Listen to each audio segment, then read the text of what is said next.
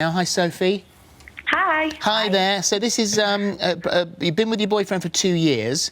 Yeah. And what's the problem with the mother-in-law? Well, basically, she won't really have anything to do with me. I've been round to his house 3 times in the entire relationship, and in those instances, I was only allowed in the kitchen and the dining room. I wasn't allowed to see the rest of the house. Why? I don't know. That's the thing. I don't know. I've never, ever been allowed to sleep round at my boyfriend's house, ever since the start. At his house? Yeah, at his house. And does he come round to your family house? I gather you both live with your parents, don't you? Yeah, but he literally comes round to my house every single day. I see. Right.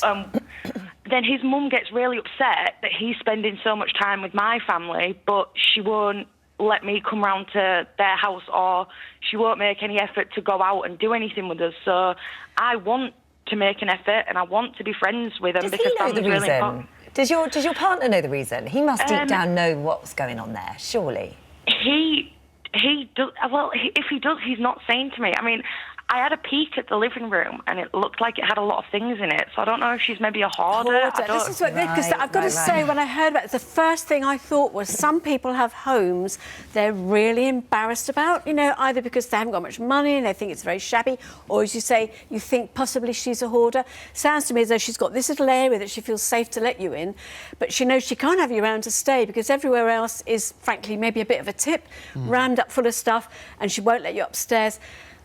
That is maybe an issue, but it doesn't sound as if your partner wants to tackle it, and maybe it's not his to have to tackle. Has she got a partner? Has his mum got a partner? Is his dad still there? Yeah, his dad's still there, and his dad's really nice, but he just sort of goes along with what his mum says. What about sort of winning her over, not in her place, but having her round to yours, or meeting somewhere, you know, sort of down the pub or out for tea or something like that?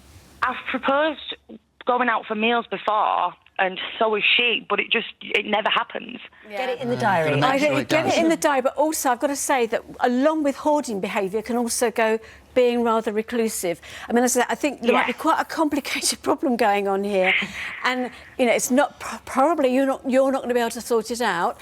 Yeah. Just enjoy the relationship with your partner. I gather that there are sort of thoughts of getting married. That's absolutely great. It's wonderful that he wants to come round to your house. It's great that you get on with his dad. I think maybe you've got to build on all the positives, try and get a date fixed and try and sort of pin her down to it so she actually comes.